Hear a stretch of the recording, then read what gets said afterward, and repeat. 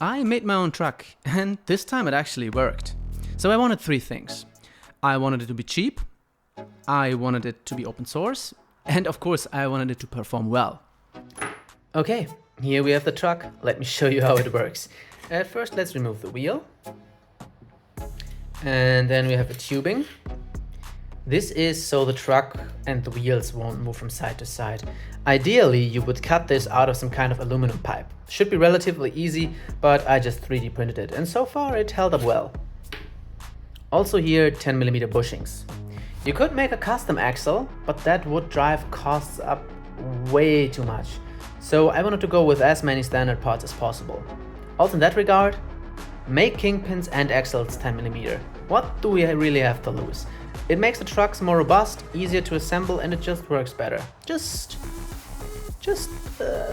food for thought. So you get these washers that are included with the riptide bushings. And now let's disassemble this. This is a really tight fit, and getting it out sucks a lot. So, finally got it out there. That's a sucky process, but let me explain to you. Here, you insert this fat cone bushing, and it fits perfectly. To get this out, I just use the axle and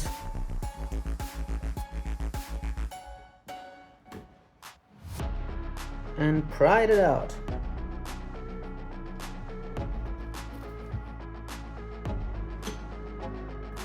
Just like this.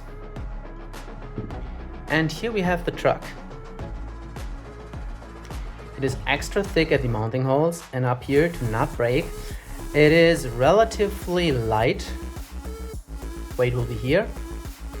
And I think it looks clean. I made these holes to allow for a skate tool to fit in there. And yeah, these are the thoughts behind it. I made this a little larger to allow a little bit more axle movement. Probably wasn't necessary. But yeah, this is the truck. This is the bolt I'm using.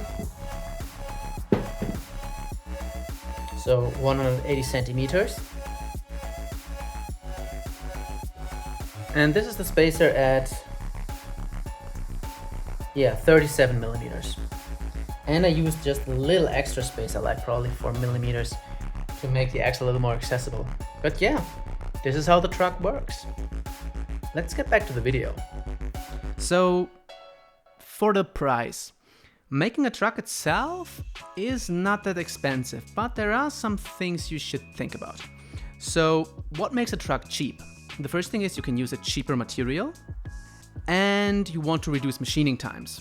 So CNCing a truck costs by the amount of time the machine needs, and the machine is of course faster if A, the material is softer, and when the geometries are not that hard to make.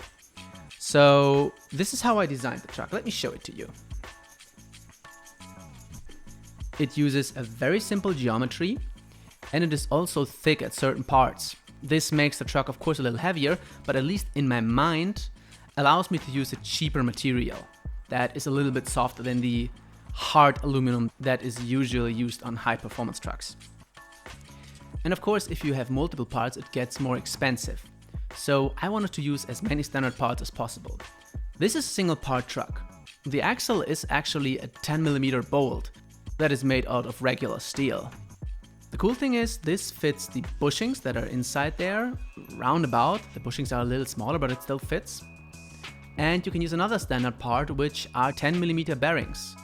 Apparently these were quite expensive at that time, but nowadays industrial bearings that are of course not skate bearings, but work just, maybe not just as well, but at least similar enough to work, can be bought relatively cheap. These bearings are called 6902 RS, which means that they are shielded against dirt in a certain way, but that shouldn't matter for us. But these are cheap and these are usable. So enough about the other things. Let me explain you how the truck works.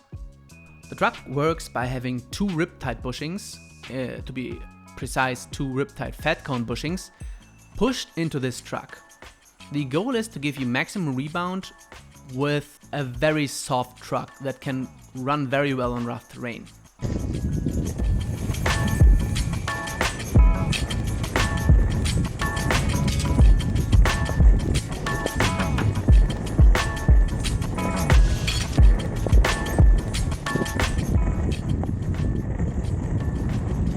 And to be honest, it does just like that. I use two 60A riptide fat cone bushings, and to be honest, I think I should go a little harder for more rebound, but this is still in testing.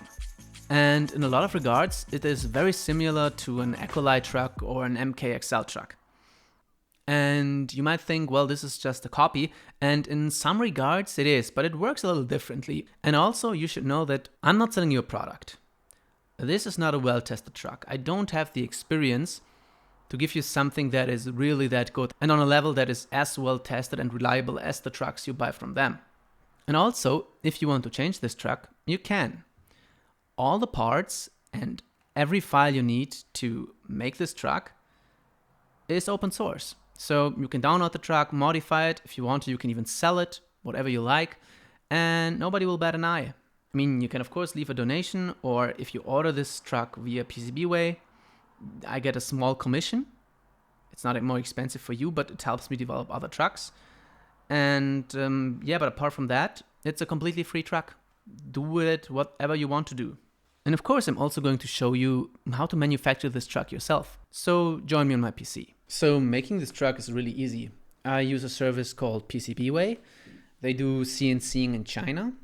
And what you can simply do is you can add to cart, press like this, or when you get into this page, you can see it already has uploaded the file. You could also do it via their uploader, so it doesn't really matter. Just when you do it like this, I get like a small commission. But yeah, let's go on. For the quantity, you can see the pricing per piece. So if you order one, it's 40 bucks. If you order two, it's 38 per one. And depending on how many you want, it can get really cheap. So let's go for one. The design units are millimeters. The material I'm using is aluminum, and here you can choose the hardness. I went with 6061, which is a little softer than you would usually want to use. If you choose a harder one, it gets a little more expensive. So $4 more. You have to decide on that. These are all no, you don't need any of this. Tolerance, I also did no tighter tolerance required, so this is also fine. Surface roughness, also fine. All of these are standard. This is everything and there is fine. And yeah, this is basically what you want. You can also do some surface finish on that, so you could color those. I don't think this will impact the performance a lot, since bushings are relatively soft, but you could probably get them colored as well if you want to. Just wanted to show it to you. But this of course makes it more expensive. And yeah, it added $5, so it's not that expensive. Yeah, and then you can just go on submit request. When this is requested, they will give you another quote. It will take a couple of days, but after that, you're going to be just fine. And if you want to do anything else to the truck, I made a public GitHub repository. So here are the files, the Fusion file and the step file to get this produced. And this should get you going. Yeah, hope this helped you. And back to the video. To be honest, I'm very happy with how this turned out. The trucks works well, it's fun to ride, super easy to push, you can pump it well. And if you want to give it a try, just manufacture it yourself and tell me what you like about the truck, or if you want anything changed. I hope you like this video, I hope you give the truck a try. And maybe this is a good starting point for you being unsure whether you should buy an Ecolite or an MK truck. Maybe try this first and then get the real deal. Why not? I hope you liked this one and see you in the next one. Bye.